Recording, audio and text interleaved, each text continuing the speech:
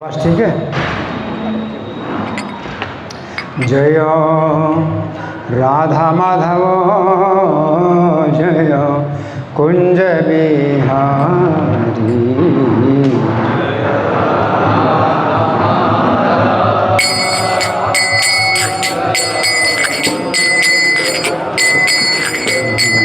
जय राधा माधव जय कुंज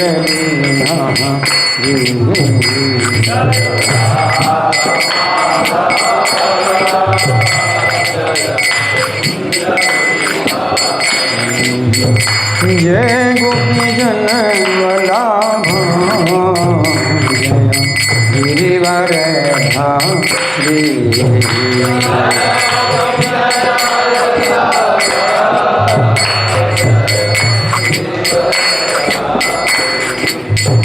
जय गोपी जन वल्लभ जय गिरिवर धारी।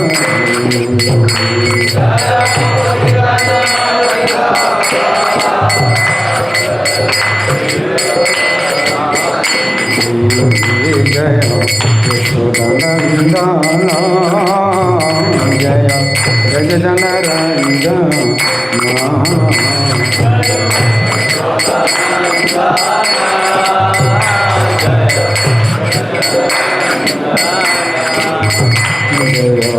यशोदानंदन जय ब्रजजन रंजन।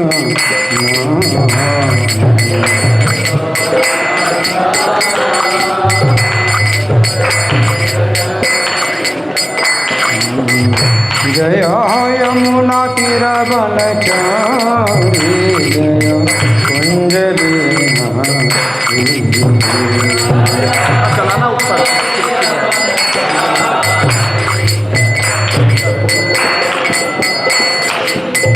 जय यमुना तीर वनचारी जय कुंज बिहारी।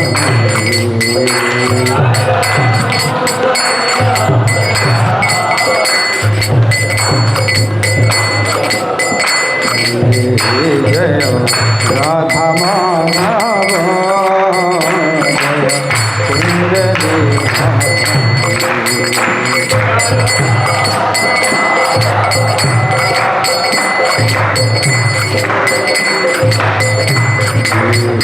जय राधा माधव जय कुंज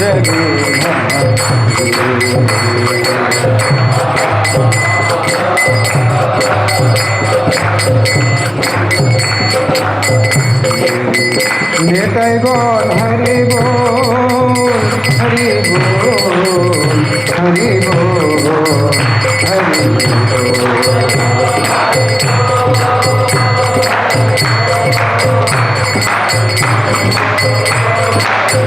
जय प्रभु पदा प्रभु पदा प्रभु पदा प्रभु पदा।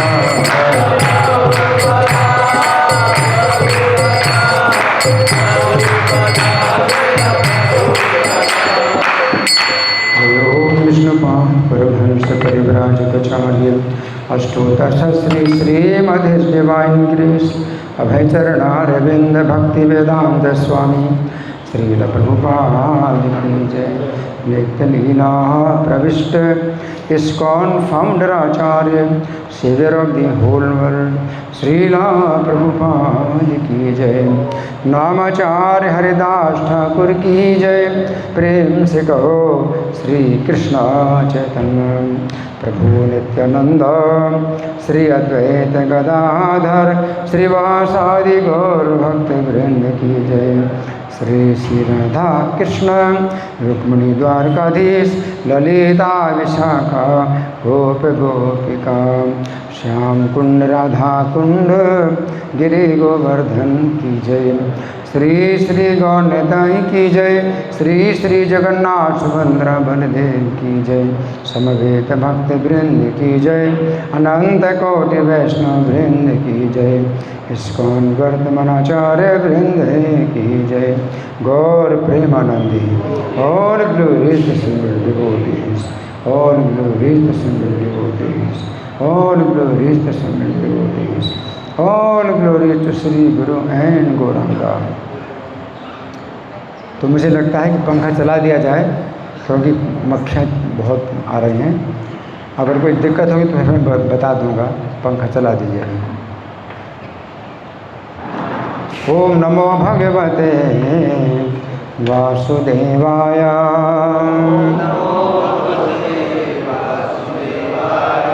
ओम नमो भगवते वासुदेवाय। ओम नमो भगवते वासुदेवाय। ग्रंथराज श्रीमद् भागवतम स्कंध कितना? 3, अध्याय कितना? 31, श्लोक संख्या 1। धन्यवाद।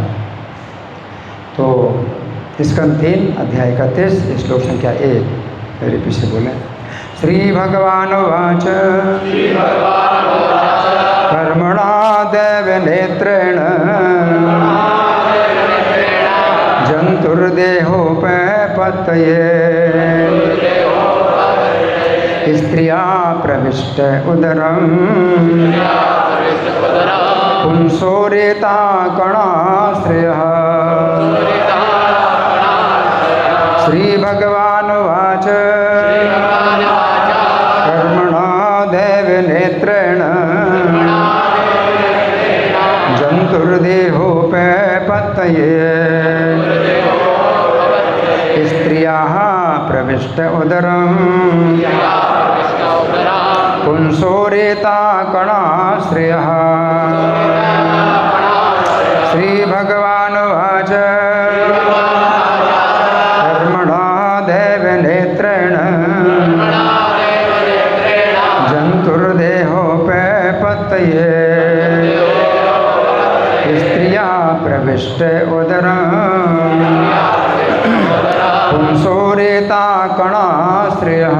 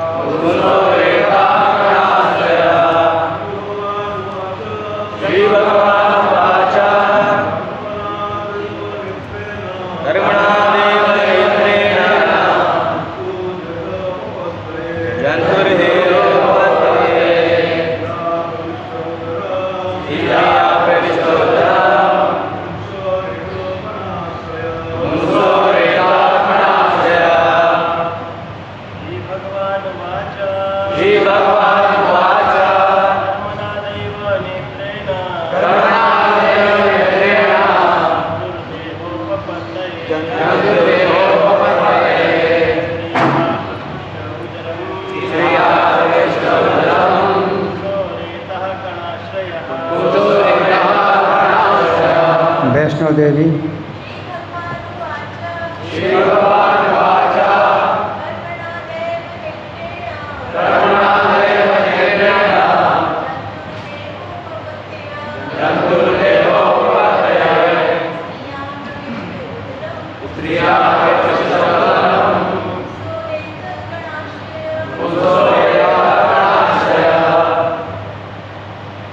शब्दार्थ बोली।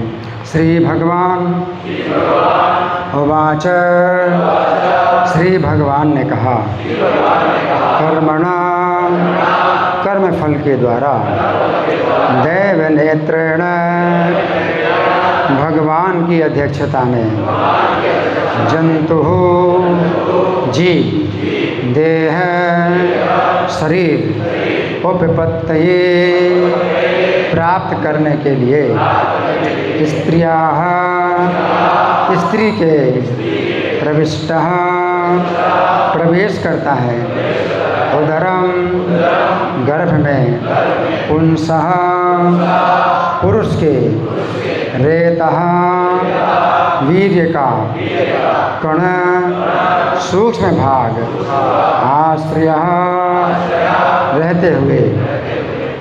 अनुवाद मेरे पीछे हुए। श्री भगवान ने कहा, परमेश्वर की अध्यक्षता में तथा अपने कर्म फल के अनुसार विशेष प्रकार का शरीर धारण करने के लिए जीव यानी आत्मा को पुरुष के वीर्य कण के रूप में स्त्री के गर्भ में प्रवेश करना होता है। तो तात्पर्य पढ़ने से पहले समझेंगे कथा वस्तु ये है कि भगवान कपिल देव माता देवहूति को उपदेश दे रहे हैं और इसके पिछले श्लोक में पिछले अध्याय में भगवान ने काफ़ी वर्णन किया था कि जो मनुष्य का जीवन प्राप्त करके कुटुंब के भरण में ही आसक्त रहता है और अनेक प्रकार के अशुभ कर्म करता है तो उसकी बड़ी दुर्गति होती है, नरक की भी प्राप्ति होती है और नरक में जाने के बाद फिर कई प्रकार के और भी पशु पक्षियों की योनियों में जा कर के तब फिर उसको मनुष्य जीवन प्राप्त होता है। तो यहाँ पर श्री भगवान उवाच, यहाँ बताया गया श्री भगवान उवाच, श्री भगवान ने कहा। ये भी विशेष बात है, मुझे श्लोक मिला कौन सा, श्री भगवान ने कहा। मैंने किताबें भी लिखी हैं, 22 किताबें लिखी हैं श्री भगवान ने कहा नाम से। तो भगवत गीता में जो श्री भगवान हैं जो बोल रहे हैं, तो भगवत गीता में भगवान जो उपदेश दे रहे हैं वो प्रारंभिक उपदेश हैं और यहाँ कपिल भगवान उपदेश दे रहे हैं वो उसके आगे और विस्तृत उपदेश दे रहे हैं। भगवान जो है भगवत गीता में जो उपदेश दे रहे हैं तो शरीर और जीव के बीच में अंतर का वर्णन करते हैं कि शरीर और जीव के बीच में कैसे अंतर होता है और शरीर नष्ट होता है, जीव नष्ट नहीं होता है। तो भगवान ने ये वर्णन किया, वो प्रारंभिक उपदेश है भगवत गीता का और ये उसके आगे विस्तार है कि कैसे शरीर प्राप्त करता है, मनुष्य का शरीर कैसे प्राप्त हुआ है ना। तो गीता में भगवान ने जो है संक्षेप में जो बातें बताई उन्हीं को विस्तार में हम यहाँ श्रीमद् भागवत में पढ़ रहे हैं। तो श्रीमद् भागवत वास्तव में भगवत गीता का विस्तृत रूप है। भगवत गीता में भगवान ने संक्षेप में जो बातें बताई वो विस्तार से यहाँ बताई जा रही है। भगवत गीता में भगवान बताते हैं कि शरीर वस्त्र की तरह है और जैसे मनुष्य है तो पुराने वस्त्र त्याग करके नए वस्त्र धारण करता है, उसी प्रकार से जीवात्मा पुराने शरीर को त्याग करके नया शरीर धारण करता है। लेकिन यहाँ पर और विस्तृत बातें बताई जा रही हैं कि कैसे वो जो है शरीर प्राप्त कर रहा है ना। तो बहुत ये जो है भगवत गीता से जो है मिल रहा है, सब बातें जो है तो मिल रही हैं। तो हम सुनेंगे प्रभुपाद तात्पर्य में क्या लिखते हैं। श्रील प्रभुपाद की जय। जैसा कि पिछले अध्याय में कहा जा चुका है, नाना प्रकार की नारकीय स्थितियों को भोगने के बाद जीव पुनः मनुष्य का शरीर प्राप्त करता है। इस अध्याय में उसी प्रसंग को आगे बढ़ाया गया है। किसी व्यक्ति को जिसने पहले नारकीय जीवन बिताया है, मनुष्य का स्वरूप देने के लिए आत्मा को पहले पुरुष के वीर्य में स्थानांतरित किया जाता है जो उसका पिता बनने के लिए उपयुक्त हो। तो यहाँ पर प्रभुपाद बता रहे हैं कि वो भी जो है निश्चित किया जाता है कि ये जो जीव है अब इसको मनुष्य का शरीर मिलेगा तो किसके घर में ये जो है जाएगा, किसके घर में पलेगा, कौन इसका पिता बनेगा। तो ये भी जो है निश्चित किया जाता है। जीव अपनी ओर से कुछ भी नहीं जानता कि वो कैसी गति प्राप्त कर रहा है ना। उसको कभी कुत्ते का शरीर मिलता है, सुअर का शरीर, बिल्ली का शरीर। तो नरक से आने के बाद भी जो है जो पाप शेष बचे हैं उनको भी भोगता है वो। पशु पक्षी कीड़े इनके शरीर प्राप्त करके उनको भी भोगता है। और जब पाप और पुण्य का संतुलन करीब करीब बराबर हो जाता है तब उसको मनुष्य का शरीर प्राप्त होता है। अगर पुण्य का पुण्य की अधिकता है तो स्वर्ग जाता है, और स्वर्ग में भी पुण्यों को छीन करके मनुष्य का शरीर प्राप्त करता है। तो पाप और पुण्य का संतुलन लगभग जब बराबर हो तो मनुष्य का शरीर प्राप्त होता है। तो यहाँ पर प्रभुपाद लिख रहे हैं कि आत्मा को पहले पुरुष के वीर में स्थानांतरित किया जाता है ना। तो पुरुष के वीर में स्थानांतरित किया जाता है। तो ये जो है साथ में परमात्मा है, जीव के साथ में परमात्मा है। तो परमात्मा जीव के साथ में है और वो जो है निश्चित करते हैं। यहाँ पर कहा गया है कि दैव नेत्रेण यानी भगवान की अध्यक्षता में यहाँ शब्दार्थ है भगवान की अध्यक्षता में, है ना, भगवान की अध्यक्षता में। और भगवद गीता में भगवान बताते हैं मयाध्यक्षेण प्रकृति सुदेश चराचरम, मेरी अध्यक्षता में। तो यहाँ दैव नेत्रेण है और गीता में भगवान कहते हैं मया अध्यक्षेण, मेरी अध्यक्षता में प्रकृति क्या करती है, चर अचर सब जीवों के शरीरों को बनाती है ना। तो स्त्री के गर्भ में प्रवेश करने के बाद भी स्त्री का कुछ भी काम नहीं होता, वो प्रकृति ही जो है भगवान की अध्यक्षता में उसके शरीर का निर्माण करती है। चर अचर सब जीवों का शरीर जो बनता है, तो किसी भी माता के गर्भ में बने शरीर हैं, लेकिन प्रकृति ही जो है भगवान की अध्यक्षता में शरीर बनाती है जीव का।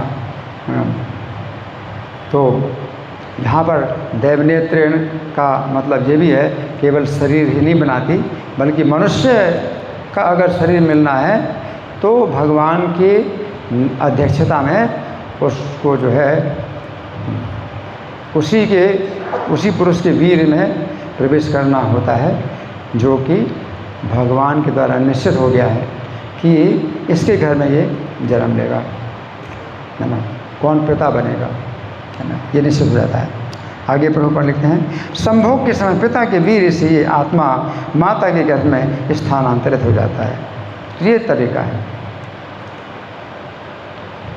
मनुष्य के शरीर में है जब जन्म होता है जीव का, तो पिता के शरीर में पहले आएगा और पिता के वीर से ये माता के गर्भ में स्थानांतरित होता है। ये विधि है ना। ये जीव अगर होगा तो शरीर बनेगा और जीव नहीं होगा तो शरीर नहीं बनेगा, है ना। तो आगे प्रभुपाद बताएंगे इसको। जिससे विशेष प्रकार का शरीर उत्पन्न होता है, ये विधि समस्त प्राणियों पर लागू होती है ना। तो ये विधि समस्त प्राणियों पर लागू होती है, मतलब प्रभुपाद ये कह रहे हैं कि शरीर अगर बनेगा तो जीवात्मा होगा तभी शरीर बनेगा। जीवात्मा के बिना शरीर बनने वाला नहीं है। चाहे चर अचर जितने भी शरीर हो, पेड़ पौधे हो, जीव जंतु हैं, कीड़े हो, है ना, तो जीवात्मा, है ना। तो जीवात्मा जब होता है तभी शरीर के 6 परिवर्तन होते हैं। जन्म होता है शरीर का, जन्म, फिर वृद्धि, बड़ा होता है, फिर जन्म में वृद्धि, अस्तित्व, फिर बढ़ना भी रुक जाता है उसका। तो एक परिवर्तन वो भी है अस्तित्व, कि वो अब उसकी वृद्धि बंद हो गई, अब वो बढ़ नहीं रहा, तो वो भी एक परिवर्तन है। तीसरा, फिर चौथा परिवर्तन प्रजनन, उसके शरीर से और दूसरे शरीर बनेंगे। फिर 5वां परिवर्तन 6 शरीर क्षीण होगा और 6वां परिवर्तन विनाश, है ना। तो जीवात्मा के ही कारण ये शरीर में 6 प्रकार के परिवर्तन होते हैं, जिसमें सबसे पहला परिवर्तन क्या है, जन्म, है ना। तो यहाँ प्रभुपाद लिख रहे हैं ये विधि समस्त प्राणियों पर लागू होती है, किंतु यहाँ पर उस मनुष्य के लिए विशेष रूप से वर्णित है जो अंधता मिस्र में चला गया था। वहाँ पर कष्ट भोगने के बाद जब वह कुत्ता तथा सूकर जैसे अनेक शरीर धारण कर चुकता है, नरक में कष्ट भोगने के बाद फिर और भी जो है जो शेष पाप बचे हैं, नरक में जो कष्ट भोगता है जीव, तो उसको सब कुछ याद रहता है कि मैं क्या कर्म किया था और ये यातना में भोग रहा हूँ, चिल्ला चिल्ला करके बोलता है नरक में, है ना। और उसी शरीर से उसको कष्ट दिया जाता है जिस शरीर से उसने पाप किए थे। तो नरक में चेतना उसकी इतनी जागृत होती है कि उसको अपने सब पाप याद आते हैं कि मैंने ये पाप किया। लेकिन बाकी जो पापों का कुछ संतुलन जो बच गया, तो कुत्ता, सुअर, ये सब उसमें उनको कुछ भी याद नहीं कि मैंने क्या कर्म किया था कि कुत्ते का शरीर मिला, सुअर का शरीर मिला, वो कुछ याद नहीं है। नरक में उसको जो है खूब चेतना जो है उसकी जागरूक रहती है और वो खुद ही बोलता है कि मैंने ये कर्म किया, है ना। यहाँ आगे प्रभुपाद लिखते हैं, जब वह कुत्ता तथा सूकर जैसे अनेक शरीर धारण कर चुकता है तो पुनः मनुष्य का स्वरूप प्राप्त करने के लिए उसे उसी प्रकार का शरीर धारण करने का अवसर दिया जाता है जिसमें वह नरक में जा पड़ा था, है ना। तो उसी प्रकार का शरीर, है ना, तो मनुष्य का शरीर प्राप्त था। ये सब कुछ भगवान की अध्यक्षता में होता है ना। दैव नेत्र, है ना। तो दैव नेत्र भगवान, और यहाँ भगवान का मतलब जीवात्मा के साथ में कौन है? परमात्मा, है ना। तो वही है। आगे, प्रकृति शरीर प्रदान करती है किंतु परमात्मा के निर्देशन में भगवद गीता में कहा गया है कि जीव इस जगत में प्रकृति द्वारा निर्मित रथ पर चढ़कर घूमता है ना। ये कहाँ है? भगवद गीता में कहा गया है कि जीव इस जगत में प्रकृति द्वारा निर्मित रथ पर चढ़कर घूमता है। ईश्वरा सर्वभूतानां हृदयेषु अर्जुन तिष्ठति भ्राम्यन् सर्वभूतानि यंत्रारूढ़ानि माया।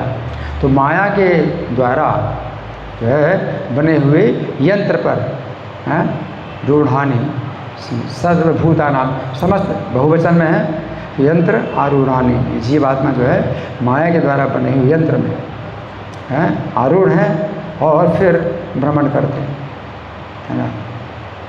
तो यंत्र, तो यहाँ पर प्रभुपाद लिख रहे हैं रथ, क्योंकि यंत्र में अगर आरूढ़ है तो वो चल रहा है, जीव चल रहा है, भ्रमण कर रहा है, इसका मतलब है कि वो कोई गाड़ी होना चाहिए, पहिए वाली गाड़ी होनी चाहिए, रथ या कुछ होने चाहिए जो कि चलेगा, है ना। तो जो शरीर है, जितने भी शरीर हैं तो जो है वो चलते हैं, जीवात्मा उन शरीर में बैठा हुआ है, तो वो शरीर जो है माया के द्वारा बने हुए हैं, है ना। माया, और माया का मतलब ये भी है अपनी माया के द्वारा भ्राम्यन, ईश्वर जो है हृदय में स्थित हैं, अपनी माया के द्वारा जीव को जो है भ्रमा रहे हैं, जीवात्मा को अपनी माया के द्वारा भ्रमा रहे हैं, है ना। क्यों भ्रमा रहे हैं? भगवान जो है परमात्मा के रूप में हृदय में है जीव के साथ में, तो जीव को अपनी माया के द्वारा क्यों भ्रमा रहे हैं? भ्राम्यन् सर्वभूतानि, क्यों भ्रमा रहे हैं, है ना। तो बताएगा क्यों भ्रमा रहे हैं। क्योंकि जीवात्मा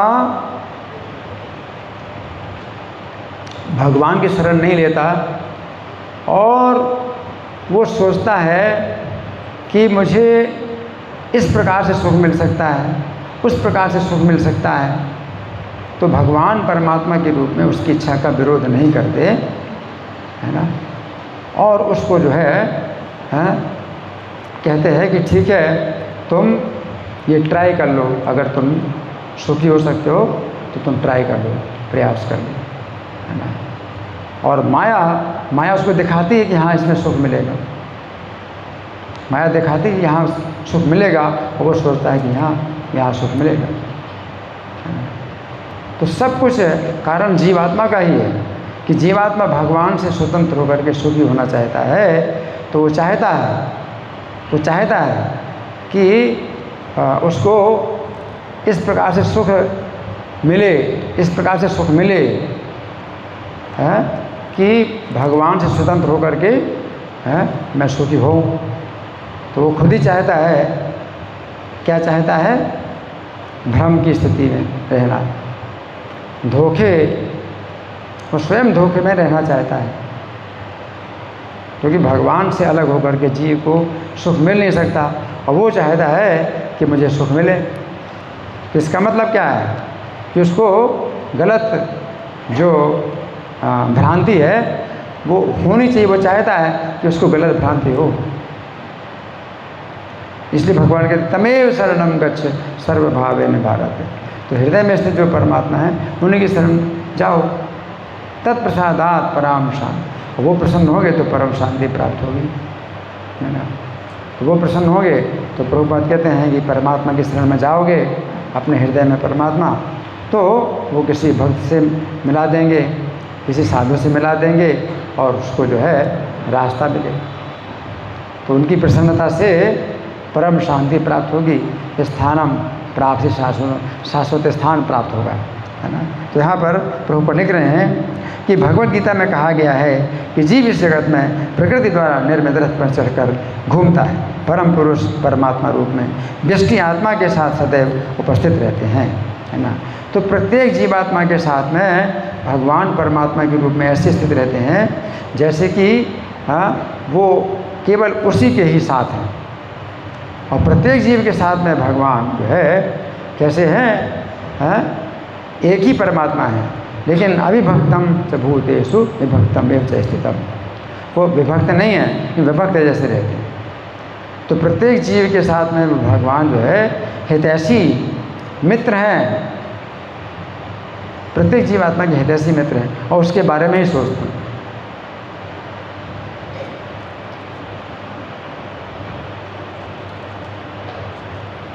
आपके हृदय में जो परमात्मा है वो आपके बारे में ही सोचते हैं कि इसको कैसे इसका कल्याण हो, है।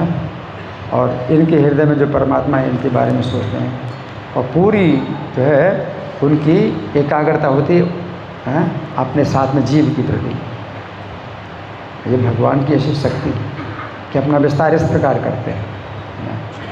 ये ऐसा विस्तार नहीं है कि जैसे मान लीजिए कि सूर्य का, है ना, तो बहुत से मान लीजिए कि पानी से भरे घड़े हैं, तो प्रत्येक जो है जल में सूर्य का प्रतिबिंब दिखाई दे रहा है, तो सूर्य तो एक ही है। तो वो तो अलग चीज़ है कि भाई सूर्य का प्रतिबिंब दिखाई दे रहा है, लेकिन यहाँ परमात्मा जो सक्रियता है परमात्मा की, तो प्रत्येक जीव के साथ में परमात्मा सक्रिय है। इसलिए वो उदाहरण इतना उपयुक्त नहीं है कि भाई हर जगह जो है सूर्य है, सबके सिर में सूर्य है ना, तो आप ऐसा कह सकते हैं सबके सिर में सूर्य है, सबके सिर के ऊपर सूर्य है, ऐसा नहीं कह सकते, है ना। क्योंकि यहाँ तो परमात्मा प्रत्येक जीव के साथ में उसके मित्र की तरह कार्य करते हैं और पूरी उस जीवात्मा के ही लिए अपनी एकाग्रता रखते हैं, पूरा समय अपना दे रहे हैं जीवात्मा के लिए। उनका और कोई कार्य नहीं है, जीवात्मा का ही हित सोचते हैं, है ना। तो यहाँ प्रभुपाद लिख रहे हैं कि परम पुरुष परमात्मा रूप में व्यष्टि आत्मा के साथ सदैव उपस्थित रहते हैं। वो प्रत्येक आत्मा को उसके कर्म फल के अनुसार शरीर प्रदान करने के लिए प्रकृति को निर्देश देता है, जैसे प्रकृति करती है। यहाँ पर रेता कणाश्रय शब्द अत्यंत महत्वपूर्ण है, क्योंकि ये बताता है कि मनुष्य के वीर्य से स्त्री के गर्भ में जीवन उत्पन्न नहीं होता है ना। तो आज का जो विज्ञान है वो इतना अज्ञान में है, इतना ज़्यादा ज्ञान है आज के विज्ञान में कि कुछ भी नहीं जानते, जीव तत्व को जानती नहीं, बिल्कुल जीव तत्व को जानती नहीं, है ना। और क्या मानते हैं कि वीर और रज है उसका जो संयोग होता है उसी से ही बच्चा पैदा होता है, और कुछ वो अपनी जो है स्थितियाँ बताते हैं कि भाई वीर के कण में कुछ कमी हो तो बच्चा नहीं होगा, या माता की रज में कुछ कमी हो तो बच्चा नहीं होगा। लेकिन सब कुछ होने के बाद भी बच्चा नहीं पैदा होगा अगर जीवात्मा नहीं गया।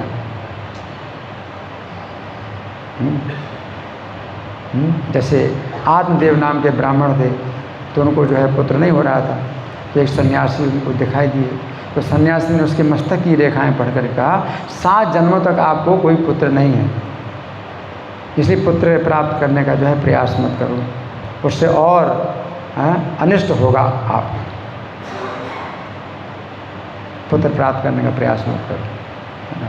तो जब जीवात्मा ही अगर जो है उसके शरीर में नहीं जाएगा और वीर का आश्रय नहीं लेगा, तब तक जो है वो बच्चा नहीं हो सकता। और जीवात्मा का जो है किसके शरीर में जाएगा, किसके शरीर में नहीं जाएगा, ये परमात्मा का जो है इसमें पूरा हाथ है, पूरा हाथ है। यहाँ प्रभुपाद लिख रहे हैं क्योंकि ये बताता है कि मनुष्य के वीर्य से स्त्री के गर्भ में जीवन उत्पन्न नहीं होता, अपितु जीव या आत्मा वीर्य कण का आश्रय लेकर स्त्री के गर्भ में जाता है, तभी शरीर विकसित होता है। नरक से आए हैं कोई जीव हैं तो पशु पक्षी की योनि से जो है फिर मनुष्य के शरीर में वो जीव जाता है। लेकिन अगर स्वर्ग से गिरे हैं, अगर स्वर्ग से गिरा है तो सीधे मनुष्य के शरीर में आता है। अगर स्वर्ग से कोई गिरता है तो उसका जो है जब पुण्य क्षीण होता है तो उसका सिर नीचे हो जाता है और पैर ऊपर होते हैं और बाल बिखरे होते हैं और वो नीचे गिरता है स्वर्ग से। और फिर वहाँ बादलों के जो है साथ उसका जो है संपर्क होता है, तो वर्षा के माध्यम से वो ज़मीन में आता है।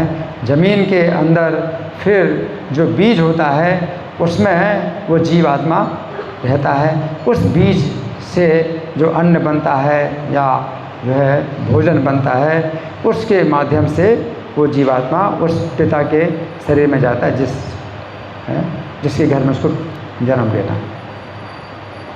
तो ये विधि स्वर्ग से जो गिरे हुए होते हैं उनके लिए होती है। जो नरक से आए हुए हैं तो उनके लिए इस प्रकार से विधि है। आगे प्रभुपाद लिखते हैं, आत्मा की अनुपस्थिति में मात्र संभोग से जीव के उत्पन्न होने की कोई संभावना नहीं रहती। ये भौतिकतावादी सिद्धांत लागू नहीं होता कि आत्मा नहीं है और शिशु का जन्म केवल शुक्राणु तथा रज के संयोग से होता है, ये सिद्धांत मान्य नहीं है। तो प्रभुपाद जैसे कठोरता से खंडन करते हैं आज के विज्ञान के सिद्धांत का, कठोरता से खंडन करते हैं, तो ऐसा कोई आचार्य नहीं हुआ, ऐसा कोई आचार्य नहीं हुआ। भागवत कथा तो होती है और सब जो है पढ़ के सुना देते हैं और जो है उसमें से भी जो है वो रासलीला में चले जाते हैं, इधर उधर की बातें करते हैं और कोशिश यही करते हैं कि ज़्यादा से ज़्यादा चढ़ावा आ जाए उनको। लेकिन ये जो श्रीमद् भागवत है ये कि प्रभुपाद ने जो है इस्कॉन के हर मंदिर में श्रीमद् भागवत का जो है क्लास रखा है। और क्लास का मतलब क्या है कि सबको सुनना है, सबको समझना है। एक श्लोक पर ही क्लास हो रहा है, एक श्लोक पर ही क्लास हो रहा है। इतना सौभाग्य जो है प्रभुपाद ने दिया है पूरी पृथ्वी में। इस्कॉन के मंदिर का ही जो है विशेष बात है कि श्रीमद् भागवत का क्लास होता है। ऐसा जो है मतलब कितना उन्होंने प्रभुपाद ने इस बात को जो है जोर दिया कि जीवात्मा जब तक ना हो, है ना, तो शिशु का जन्म नहीं होगा, है ना। तो यहाँ प्रभुपाद का तात्पर्य समाप्त हो गया। तो हमें समझना है कि आज के वैज्ञानिक लोग जो है ये सब बताते हैं कि भाई शुक्राणु है और जो है रज है उसके संयोग से होता है, ये है, वो सब बता देते हैं, ठीक है। तो इसमें तो कोई प्रयोग नहीं किया जा सकता। लेकिन प्रभुपाद जब किसी विश्वविद्यालय में गए, है ना, किसी विश्वविद्यालय में गए तो उन्होंने इस बात पर चुनौती दी कि इस विश्वविद्यालय में बहुत से ज्ञान के विभाग हैं, बहुत से ज्ञान के विभाग हैं, तो ऐसा विभाग कहाँ है आपके इस विश्वविद्यालय में जहाँ अध्ययन किया जाए कि मृत शरीर और जीवित शरीर में क्या अंतर है, मृत शरीर और जीवित शरीर में क्या अंतर है। अभी देखिए बच्चा है वो तो गर्भ के अंदर गया है तो जीवात्मा था नहीं था, है ना, तो अब इसका तो हम अध्ययन कर नहीं सकते, ये तो अध्ययन के बाहर है, हमारे अध्ययन के बाहर है। इसका तो अध्ययन करो, जब शरीर मर जाता है तो सामने है, तो प्रभुपाद के इसका अध्ययन करो। अब जीवात्मा नहीं मानते आप, अब जीवात्मा अगर आप नहीं मानते तो ठीक है, जीवात्मा को आप नहीं मानते तो मृत शरीर अभी जीवित था और फिर मृत हो गया, आपके सामने मृत हो गया, है ना, इसमें क्या अंतर हुआ बताइए। प्रभुपाद ने इस बात का जो है मतलब क्या है कि खोल करके जो है चुनौती दी। अब इसको जो है समझ, ये तो आपके प्रयोग के अंदर ही है ना, इसमें तो आपको प्रयोग करना चाहिए, आप सब प्रकार के प्रयोग कर रहे हो तो इसमें प्रयोग करो कि अब जो है जीवात्मा को आप नहीं मानते, तो अब ये बताओ जीवित शरीर है ना, कितने जो है लोग अस्पतालों में मरते हैं, है ना, और वहाँ सब प्रकार के टेस्ट किए भी जा सकते हैं। तो सब प्रकार के टेस्ट करो, प्रयोग करो, क्या अंतर है? अब वो लोग कहते हैं कि कुछ केमिकल मिसिंग है, तो केमिकल डाल के जिंदा करो। कौन सा केमिकल है जो आप नहीं जानते कि मिसिंग है? मतलब कितना सरल प्रभुपाद ने जो है एक वो दिया है, चुनौती दी, कितनी सरल चुनौती। इसका अध्ययन करो अगर जीव को नहीं मानते। यहाँ तो आपको जो है पूरा मौका है, आपके पास सब केमिकल हैं, सब कुछ है, अध्ययन करो इसका।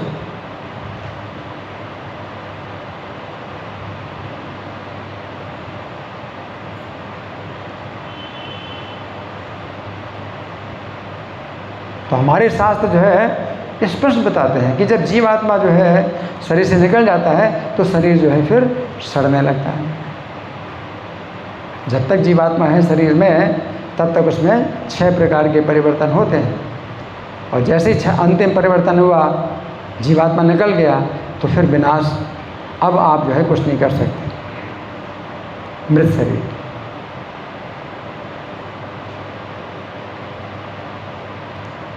गर्भ के अंदर तो आप कोई प्रयोग नहीं कर सकते भाई जीवात्मा था या नहीं था, तो आप जो है इस तरह की बातें करते हो कि भाई शुक्राणु और रज का संयोग से जो है ये बच्चा पैदा हो गया। इसमें तो प्रयोग करो, इसमें क्या दिक्कत है? और सबसे ज़्यादा ज़रूरी है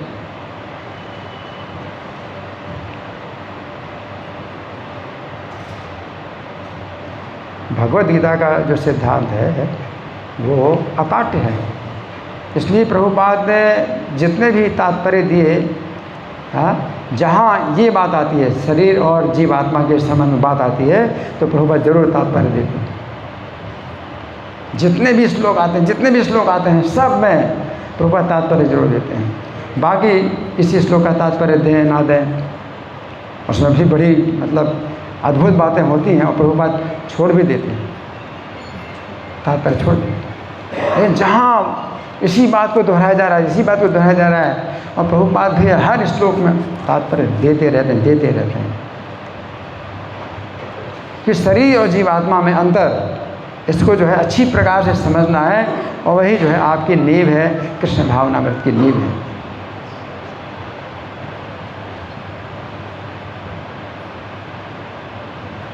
अगर शरीर और जीवात्मा में अंतर नहीं समझते, आप समझते शरीर के साथ ही सब कुछ खत्म हो जाता है, तो फिर कृष्ण की भक्ति करें ना करें तो इससे ज़्यादा फर्क नहीं पड़ता। कृष्ण की भक्ति आप क्यों कर रहे हैं? शरीर के साथ सब कुछ नष्ट हो जाएगा, शरीर के बाद कोई अगला जीवन है ही नहीं। तो कृष्ण की भक्ति करने से आपको अगर कुछ सुख मिलता है या कुछ मनोरंजन होता है तो करो। तो आज का जो है ये जो धर्मनिरपेक्ष सिद्धांत है, धर्मनिरपेक्षता, इसी पर आधारित है कि शरीर के साथ सब कुछ नष्ट हो जाता है, तो धर्म की आवश्यकता ही क्या है? आप धर्म करो, धर्म ना करो, है ना। शरीर के साथ सब कुछ नष्ट हो जाता है, तो आपका जो धर्म है वो भी, जो किया हुआ है वो भी धरा का धरा रह जाएगा, आप रहेंगे ही नहीं। तो धर्म करने की ज़रूरत क्या है? हाँ, धर्म करने की ज़रूरत, अगर आपको अच्छा लगता है तो करो, आपकी मर्ज़ी तो करो, और ना मर्ज़ी ना करो। अगला जीवन है ही नहीं, तो धर्म अधर्म से क्या फ़र्क पड़ता है? चाहे धर्म करो चाहे अधर्म करो, आपके साथ जाएगा नहीं, आप ही नहीं रहेंगे। तो आपका धर्म अगर किया हुआ है तो उसका क्या होगा? मान लो खाते भी लिखे गए हैं तो उसका क्या होगा? सब बेकार है, कुछ नहीं।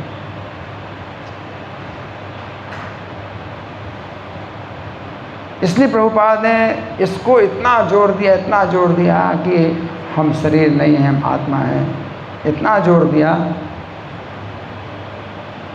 जब प्रभुपाद जो है पहली बार विदेश से आए थे भारत, है ना, तो सन 67 में आए थे। तो भारत के जो है बड़े बड़े जो नेता लोग हैं, उन्होंने प्रभुपाद का स्वागत करने का निर्णय किया कि हमारे जो है भारत से एक ऐसे भी संत गए हैं जो कि विदेशों में उन्होंने जो है बहुत फैला दिया कि हरे कृष्ण आंदोलन। तो प्रभुपाद का जो है उन्होंने प्रवचन कराया, और ये सोच के प्रवचन कराया कि बहुत बढ़िया प्रवचन देंगे प्रभुपाद की, मतलब क्या क्या बोलेंगे, क्या क्या बोलेंगे, बहुत विद्वान। और प्रभुपाद ने प्रवचन दिया तो बस इसी पर ही प्रवचन दिया, इसी बात में प्रवचन दिया। किसी भक्त ने कहा प्रभुपाद ये बात तो हम समझ गए, और आगे की बात बताइए। प्रभुपाद ये तुम कुछ भी नहीं समझे।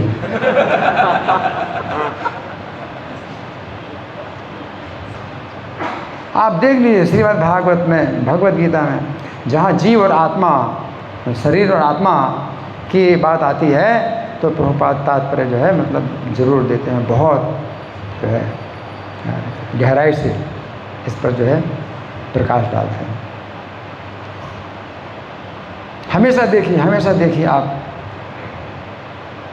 कि शरीर बदल रहा है और जीव जो है शरीर के अंदर वही है ना। इस चेतना में आते हैं, है ना, तो फिर जो है हम लोग एक साथ रह सकते हैं। फिर जो है ये विचार नहीं आएगा कि ये बंगाली है, ये मेरठ के हैं, बिहार के हैं, फिर ये विचार नहीं आएगा, ये विचार नहीं आएगा। मतलब प्रभुपाद ने इतनी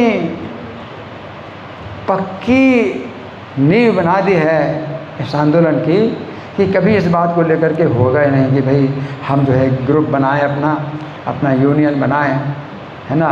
दिल्ली के जो है वासी हैं वो अपना अलग यूनियन बनाएं, और यूपी के अलग बनाएं, एमपी के अलग बनाएं, है ना, और जो है अपना गुटबंदी करें, है ना। नहीं, पूरी दुनिया में फैल रहा है, पूरी दुनिया में फैल रहा है।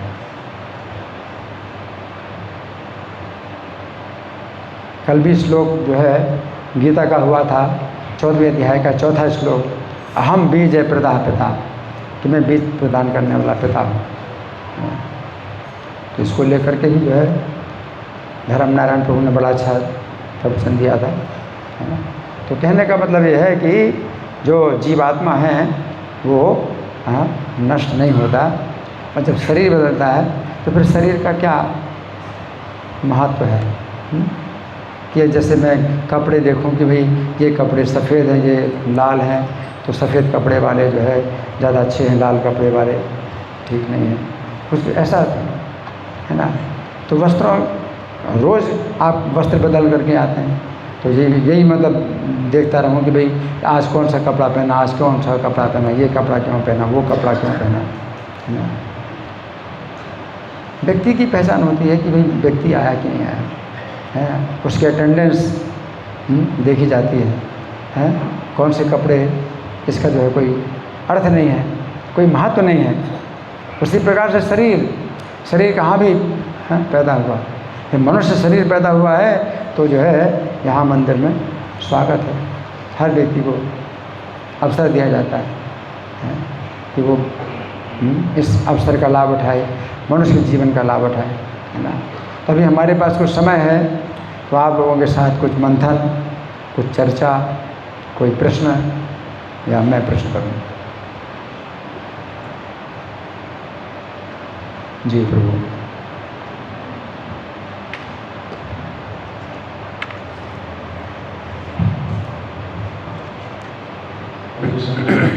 बहुत सुंदर तरीके से इस कॉन्सेप्ट को चलाया था। प्रभु जी, अभी जैसे कि टेस्ट ट्यूब बेबी का कॉन्सेप्ट था, तो यहाँ पे कहा गया है कि जो पुरुष का बेबी है वो स्त्री गर्भ हो जाना चाहिए, टेस्ट ट्यूब बेबी तो टेस्ट ट्यूब बेबी प्रभुपाद ने भी बताया कि ये पहले से भी ये जो है सिद्धांत था टेस्ट ट्यूब बेबी का। जैसे मित्र और वरुण ये जो दो देवता थे, उर्वशी को देख करके उनका वीर स्खलित हो गया, तो दोनों ने जो है एक घड़े में अपना वीर रख दिया, और उसी में जो है वशिष्ठ का जन्म हुआ और अगस्त्य का जन्म हुआ। तो वो जो है घड़े से उनका जन्म हुआ। तो ये जो है कोई नई चीज़ नहीं है टेस्ट ट्यूब। तो टेस्ट ट्यूब में कुछ भी नहीं है, क्योंकि वो होता तो वही है कि जीवात्मा किसी व्यक्ति के शरीर में गया और उसने जो है किसी स्त्री से संभोग किया, और स्त्री में जब वो पहले कललम तो एक रात्रि आगे श्लोक आएगा, पहली रात में कलल बना, तो जीवात्मा के बिना कलल बन ही नहीं सकता, एक रात में कलल बन जाता है। और पंच रात्रि बुद्बुदम, और 5 रात्रि में बुलबुला बन जाता है, दशा हिंदू करकंदू। तो ये जो है ये सब जब परिवर्तन हो चुका तब वो निकालते हैं उस बच्चे को टेस्ट ट्यूब में, फिर उसको पोषण करते हैं। तो सब कुछ है तो वही चीज़, टेस्ट ट्यूब में वो जो है उसको रख करके वो जो है सब रस पहुंचाते हैं उसके शरीर के लिए जो आवश्यक है, लेकिन वो है तो वही चीज़। वो माता के शरीर से जो है बाहर निकाल करके और टेस्ट ट्यूब में वो उसको जो है पहुंचाते हैं। माता के शरीर में भोजन जो खाया हुआ है तो उसकी एक नली है जो कि बच्चे के पेट से लगी है, तो वो माता के शरीर में जो भोजन खाया हुआ है वो रस सीधे बच्चे के पेट में जाता है, और टेस्ट ट्यूब में वो जो है उसी प्रकार का जो है वो सब बना करके और जो है उसको फीड करते हैं। तो इसमें कुछ भी मतलब नई बात नहीं है कि भाई टेस्ट ट्यूब में मतलब वो पैदा हुआ और बड़ा हुआ तो उससे कुछ अंतर पड़ा, ठीक है ना जी। जब नरक में जो जाता है उसके बाद उसका सारा बैलेंस खत्म जाता है पाप के प्रॉपर लिए, उसके बाद उसको मनुष्य जीवन मिलता है। मनुष्य जीवन मिलने के बाद उसको पशु वगैरह के मिलते हैं, उसका सब कुछ बैलेंस हो गया। देखिए बैलेंस मतलब ये है कि करीब करीब बैलेंस, अगर पुण्य ज़्यादा है तो स्वर्ग जाएगा, है ना, और स्वर्ग में जो है अपने पुण्य को छीण करेगा। छीणे पुण्य मर्त्य लोकम विशंति, पुण्य छीण होने से मर्त्य लोक में आता है ना। और पाप ज़्यादा होते हैं तो नरक में जाता है ना, और नरक के बाद फिर और भी जो निम्न योनियाँ उनको भोगने के बाद। तो बैलेंस का मतलब यही है कि मनुष्य के शरीर में जो है पाप और पुण्य का जो है करीब करीब बैलेंस रहता है, करीब करीब संतुलन रहता है, ठीक है ना। तो मनुष्य के शरीर में जो है मतलब अनिष्ट भी होते हैं, बहुत से दुर्घटनाएं होती हैं, बहुत सी अच्छी घटनाएं होती हैं, तो शुभ और अशुभ ये सब जो है घटनाएं होती रहती हैं। जिनका पुण्य ज़्यादा है तो स्वर्ग में जाते हैं तो उनको जो है सब अच्छा ही अच्छा मिलता है कि उनको पुण्य छीण करना है, और नरक में जाते हैं तो कष्ट ही कष्ट मिलता है कि पाप छीण करना है। और मनुष्य के जीवन में क्या होता है पुण्य से जो है आपको कुछ सुख भी मिलते हैं, आपके अनुकूल घटनाएं होती हैं, और पापों के कारण आपकी जो है प्रतिकूल घटनाएं भी होती हैं। तो मनुष्य के शरीर में आपका जो है दोनों चलता है, ठीक है ना जी। तो जैसे आपको कहा कि स्वर्ग से जब वो नीचे आते हैं तो वो पानी की बारिश की बूंद होती है, उसके थ्रू वो जाके बीज जो धरती में वो फिर मनुष्य उसको ग्रहण करता है तो वो उसके लिए हाँ तो बातें भी लिखते हैं उसी का जी। तो इसको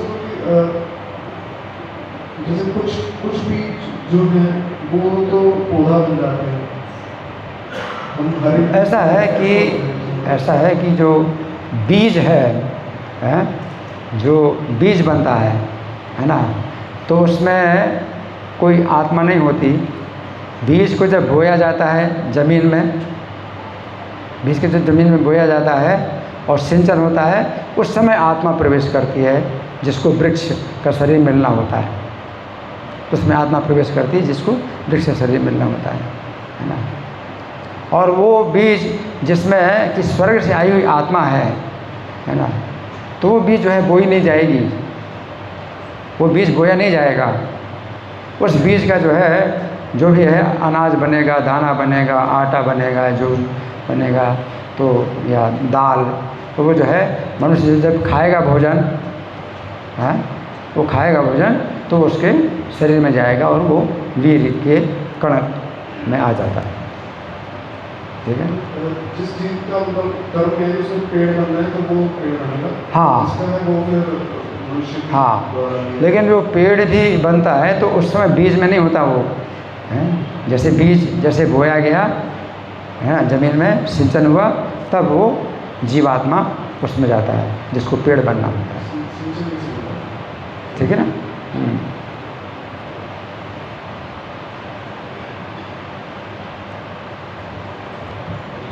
जी जब उसके पाप और पुण्य से समान होते हैं तो मनुष्य ने भी जन्म लेता है, और जब उसके पुण्य को जाएगा स्वर्गलोक, तो हम वर्ष में दिखा पूर्व का 36 का। सो अगर जो इसमें क्या कोई गति है, कोई अगर स्वर्ग ज़्यादा तो उससे आगे गति उसको मनुष्य होने के बाद हो गई होगी, या कुछ ऐसी जीवात्मा जो वहाँ से आगे बढ़ते रहेंगे, ऐसा कुछ। ये होती है भक्ति की स्थिति, जिसमें कि आप स्वर्ग में जाएंगे लेकिन फिर आप नीचे नहीं आएंगे, आप और ऊपर को जाते रहेंगे, है ना। जैसे नलकुबर मणिग्रीव, ये जो है कुबेर के पुत्र थे, है ना, कुबेर के पुत्र थे, और इनको नारद जी ने शाप दिया तो ये वृक्ष की योनि में आ गए। फिर भगवान ने उन वृक्षों को गिराया और ये जो है वृक्ष का शरीर छोड़ करके अपने उसी यक्ष के शरीर में आ गए, यक्ष के शरीर में आ गए। और नारद जी की कृपा से इनकी चेतना मतलब 36,000 साल तक जो वृक्ष के रूप में ये यही सोचते रहे कि हमारी जो है ये कैसे दुर्गति हुई, हमने क्या अपराध किया, क्या अपराध किया। और जब भगवान का दर्शन हुआ तो इतनी बुद्धि शुद्ध हो गई कि वो अब कह रहे कि हम स्वर्ग तो जा रहे हैं, लेकिन स्वर्ग में भी अब हम नहीं चाहते कि भोगों में ऐसे आसक्त होएं, हैं, तो हम चाहते हैं कि हमारी भक्ति चलती रहे, जन्म जन्म हमारी भक्ति चलती रहे। वाणी गुणानुकथन, हमारी वाणी आपके गुणों का कथन करे, श्रवण हमारे श्रवण कथा सुने। तो भोगों की इच्छा है, भोगों की इच्छा है, लेकिन साथ साथ भक्ति भी जो है वो छोड़ना नहीं चाहे। तो कोई भी जीव जो है अगर भोगों की इच्छा है, अभी भोगों की इच्छा तो नहीं मिटी, लेकिन इतनी इच्छा नहीं है कि ज्ञान हरण हो गया, कामनाओं के द्वारा ज्ञान हरण हो गया, तो ज्ञान उनका फिर भी बना रहता है। और वो सोचता है कि मेरी इच्छा भोगों की है, वो पूरी हो या ना हो, लेकिन जो भक्ति का जो अवसर है वो मुझे मिले। तो अभी ऐसा नहीं है कि भोगों की इच्छा ना हो हमारे अंदर, है ना, परसेंटेज घट गया, है ना। लेकिन भक्ति अगर आपने की है तो वो भक्ति जो है आपकी जो है मतलब ऐसी हो गई कि वो मिटेगी नहीं, है ना। तो ऐसे जो भक्त हैं वो स्वर्ग अगर जाएंगे तो स्वर्ग में भी वो अवसर देखते हैं, भगवान की भक्ति का अवसर देखते हैं। वैसे कई बार वर्णन आता है भागवतम में, है कि भगवान ने जो है जब ये लीला की वो लीला की तो स्वर्ग से देवताओं ने फूलों की वर्षा की, है ना।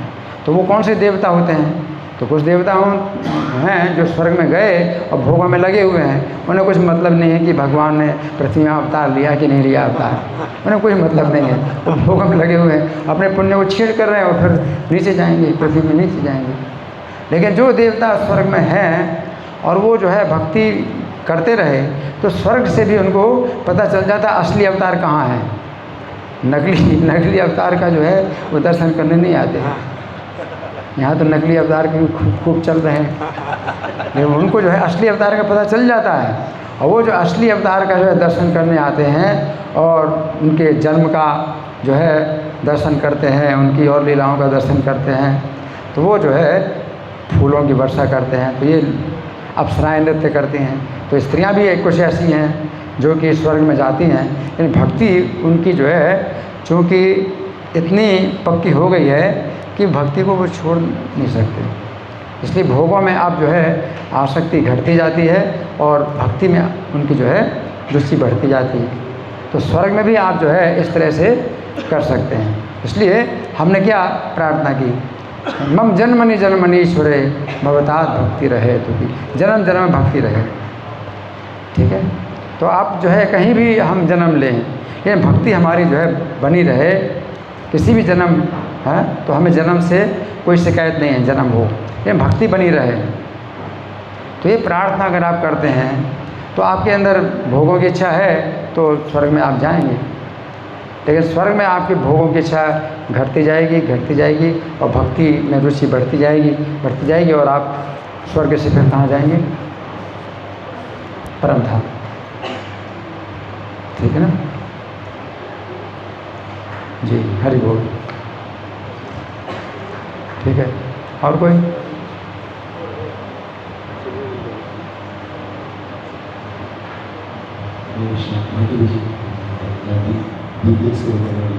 कोई क्वेश्चन ये है कि जैसे आप बोलते हैं कि देवता लोग में स्वर्ग में भक्ति नहीं होती, कई बार बोलते हैं कि इतने ऐश्वर्य है वहाँ पे, इतना भोग है कि आप भक्ति नहीं होता, पर हम सुनते हैं जब भगवान जन्म देते हैं वहाँ सब देवता बोलते हैं तो पहले जन्म ले लो। एक सेकेंड, पहले तो आपने कहा कि देवताओं के लोक में भक्ति नहीं होती क्योंकि बहुत भोग होता है, और फिर तो इसी कंटेक्स्ट में देख रहा हूँ, कहते हैं कि नर लोग भी इतना कष्ट है कि वहाँ भक्ति नहीं कर सकते और स्वर्ग लोग भी इतने ऐश्वर्य हैं, भोग है। तो अगर आप देखिए भगवान से प्रकट होते हैं, जन्म उत्सव होता है, तो वहाँ बोलते हैं सब देवताओं को आप लोग पहले प्रकट हो जाओ मेरी लीला में हेल्प करने के लिए स्वर्ग से। और दूसरा जो गोपियाँ भी आती है, रास लीला होता है, उसमें कहता है कि गोपियाँ थी जो देवलोक से आई थी, अलग अलग करने की खुशी भी आ रही है, उसमें ये भी आ रहा है। उसके बाद अब हम इंटरेस्ट में भी पूछना। हाँ, इसमें देखिए अंतर है, भगवान श्री कृष्ण का जब अवतार होना है ना, तो वो देवता जो है, उन देवताओं की बात आई है जो कि स्वर्ग में हैं और स्वर्ग में अधिकारी हैं। कुछ देवता होते हैं जो स्वर्ग में होते हैं और सृष्टि के कार्य में, व्यवस्था में उनका जो है रोल होता है। दूसरे जो देवता होते हैं, कोई भी सामान्य व्यक्ति, तो वो जो है जो स्वर्ग में जो देवता बनते हैं तो उनका जो है इस सृष्टि की व्यवस्था में कोई कार्य नहीं होता, वो स्वर्ग में केवल भोग भोगते हैं और फिर जो है नीचे आते हैं, नीचे जाते हैं, कुछ उनका मतलब कोई जिम्मेदारी नहीं है।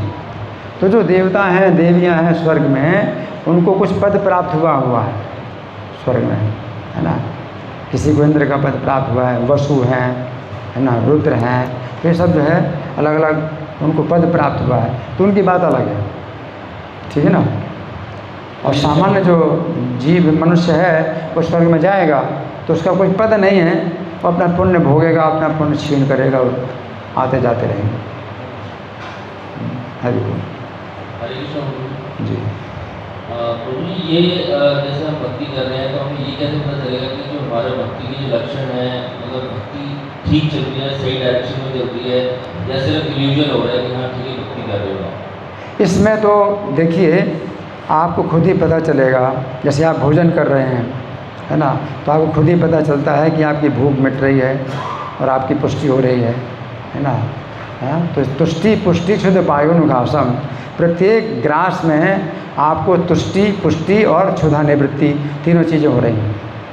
आप एक एक ग्रास भोजन का कर रहे हो तो आपको जो है, एक तो है कि तुष्टि, तो तुष्टि का मतलब है कि शरीर में आपको बल आ रहा है, नहीं वो तो पुष्टि है, शरीर में बल आ रहा है, कमजोरी दूर हो रही है।